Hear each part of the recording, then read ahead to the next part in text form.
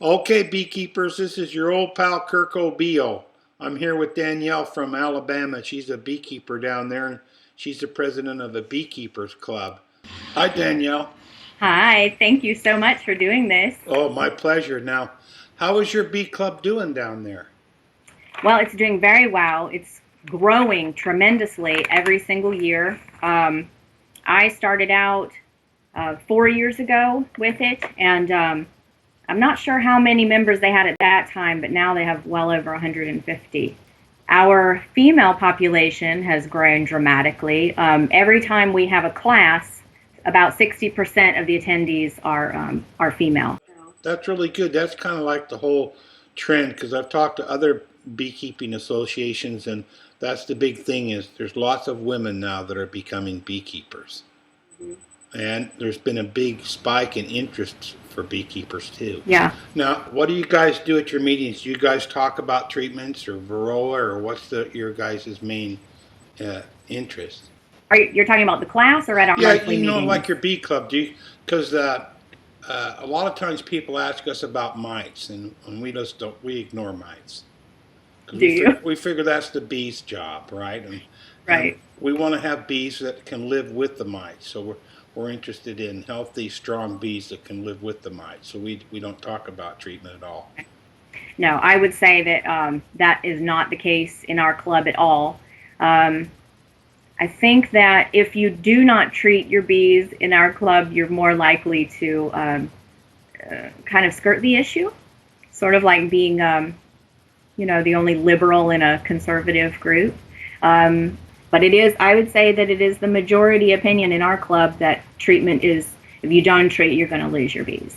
Okay, yeah. So that question comes up to me a lot. It doesn't come up at our bee club because that's part of our statement on our bee Huh. club page on Yahoo. We're just treatment free, blah blah blah. So Yeah. but I have met people and talked to people that are very rabid about treating for mites, Yeah. and and uh, and they asked me how can I prove that no treatment works. And I Yeah. said I can't, but I can prove that 30 years of treatment doesn't work by just looking at the people that do treat their bees and the condition of the bee population in general. It's declining. Have you ever read any articles by Charles Martin Simon? No. I'll write it down. Write down that name. Tell me, why should I? Well, he's the first backward beekeeper. You can go to the club blog, the backwardbeekeepers.com, and on the links section, you can go down and it says Charles Martin Simon. If you click on that, you can go read his 5 articles, and you'll be impressed with what he has to say. Okay. Well, I'm impressed with what you've had to say. I've watched several of your videos. I've posted them on our association Facebook page, and there are a number of people who are in our association who are well aware of who you are and what you are doing, and who are trying to duplicate it, which is why I thought it was so important to be able to talk to you and ask you a few questions as well.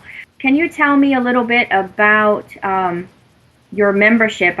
Is everyone doing things the same way, or are there some people who are a little more traditional, or are you all in agreement that you all do your hives the same way? Well, we have all kinds of different people. Like, there's some people that are terrified of feral bees because of what's on the news, Yeah. killer bees, Africanized bees. You would think that there was never ever any mean bees until the Africanized bees come along.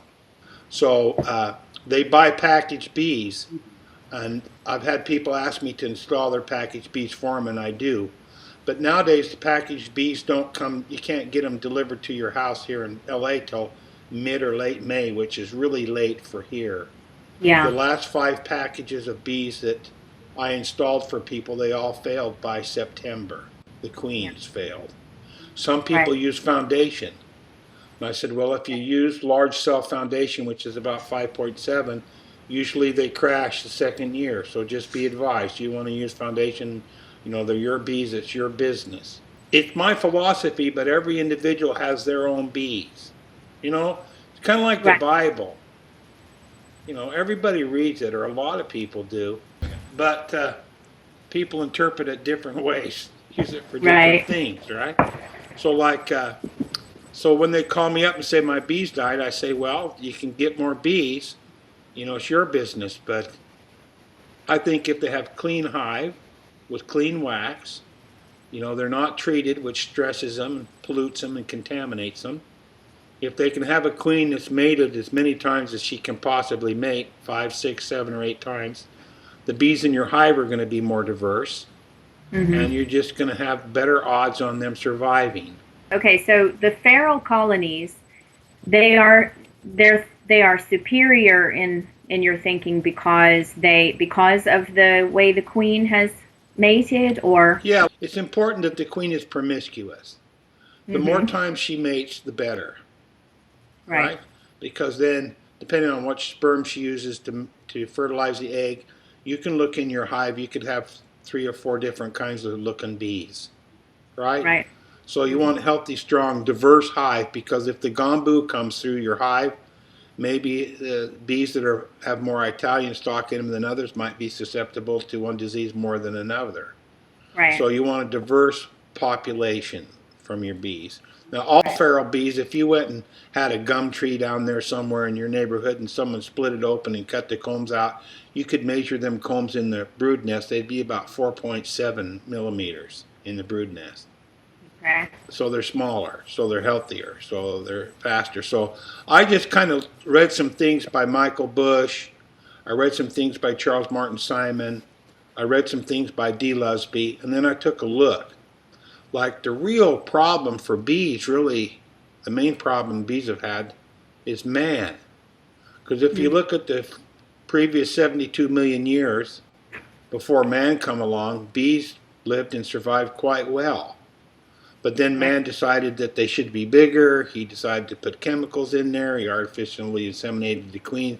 He did a lot of things. So the one thing about the feral population is those bees are going untreated for mites. They're going unmedicated for disease. They're going unfed with corn syrup and pollen substitute. They're just on their own, and they're surviving. So I figure they're superior to whatever else is going on. The real solution we have is we just took a look at nature, and we found that, when I first come to LA, I was told that I'd read that all the feral bees had died because of the varroa mite. Yeah. And I said, well then, what about the bees that are under all the roof tiles in here in LA? And the bees that are in the chimneys and the walls, and the bees that are in this lady's suitcase I just went and got in the Hollywood Hills, the ones in the paint cans, they're not dead. So they were surviving well, and they were totally on their own. So we just kind of put our attention on catching lots of bees, lots of swarms, doing removals, and getting other people so they're able to do that. Because the biggest problem beekeepers have is where can I get bees? I want more bees. Where do I get bees? And if you can only order them once a year, it's a real problem. And you okay, so you started this association how many years ago? 3. 3 years ago, and it's grown to, I think the last number I read was 144, something like that. We're at 494. Oh, 494. Yeah. And is that all local? Like all people right there, or? We have people from all over. I had an email from a guy in Iraq the other day. Wow. And he wanted to know about his queen excluder, and I told him to use it to cook hamburgers, throw it away. Yeah. We call it a honey excluder around here. Yeah. Our real purpose is to get people started in beekeeping naturally and without any treatments, and then to help them along. Yeah. Well, I think that's quite a mission. I think that's great. And you're helping people all over, not just where you are. I mean, just to think about how many people in Alabama who we have mentors, and we have wonderful mentors. My mentor he is in his 80s, and he's been keeping bees since he was in his teens. But I don't talk to him too much about what I'm doing with not medicating my bees. I'm really working toward, just having a superior genetic stock that can survive. So we have to go elsewhere. We use our mentors, and we respect our mentors in so many ways, but we have to, go places like watch your videos, etc., to really learn to fill the gaps that we're not getting from our mentors. I think that's the best way to do it. You should, look at all the videos and read the stuff and do it. Have people that agree with that do it that way. The people that want to do it the other way are going to do it that way. I've never been able to change anybody's mind on that. Right. So I don't spend time doing it because it usually just ticks them off. Yeah. So I just say, well, it's your bees, If you want to put acid in the hive, that's your business. But I choose not to.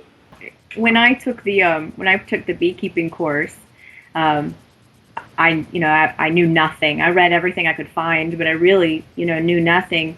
And when they started talking about all this medications and stuff, it was very uncomfortable. But it was like there was no option. The only option was some kind of essential oils, which some lady applied, but she couldn't really explain how she did it. So it was just a total absence of information. And so, and the second year, I medicated once for mites, and I lost that hive anyway. And I only medicated one of the hives, but basically, then the last two, I haven't medicated at all, and it's like I've got this treacherous secret that I'm not medicating, and I can't admit it to anybody because I'm I'm being a bad parent or something, it's an awkward situation. But when I share that I am not medicating my hives, there's always this comment that I receive that, oh, your bees aren't going to survive. You're going to open your hives in spring. Your bees are going to be dead. But actually, when I opened my hives just a couple of weeks ago, they looked better than they've ever looked. So I was just thrilled to death. So I do believe in it, and I'm trying to present it very gently, to some of the elder beekeepers. Some are starting to listen. It just takes time. Yeah, it's like having an old Labrador, Sometimes they take a little longer to learn. Yes. So, But what's funny to me is that they were originally, beekeepers were the original, didn't want pesticides, and and then look how far away they've gotten from the original concept. I said to a guy once, it's a good point you brought up. I said, did you ever have bees without treatments? He said, oh yeah, back in the 70s I never treated. And I said, why did you start treating? He said, to handle the mites. I said, have you observed it improving the beehive's health? Or was it just something you agreed with? Did you observe it? And he said, well, no, but the experts say. Right. I do have to be cautious just because I want to be inclusive. I don't want anyone to feel like I'm trying to stir things up. But I think you're right. It's good to have like-minded people around you. It's very, very rare in these parts. Yeah, so you should just build on that, and the time will come where you'll have enough demand. Well, yeah. You'll be able to do that, and I think it's very wise to be inclusive, because any beekeeper is better than no beekeeper at all. Absolutely. Right. Yeah. So, and just the more and more it gets out, and the more understanding there is, and the more analytical people are, the easier it is to communicate it. Well, it sounds like you guys are doing really good down there, and we think that's really cool what you're doing. Well, thank you so much. I think it's really cool what you're doing, and we really appreciate all the material you put out for us. It's really been a wonderful resource. One of our purposes is to change the world. Yeah. One beehive at a time. Yeah, one beekeeper at a time. So that's what we're going to do. feel free to contact me anytime you want, okay? All right. Thank you so much. Okay, so just remember, beekeepers, backwards is the new forwards. And thank you for your support.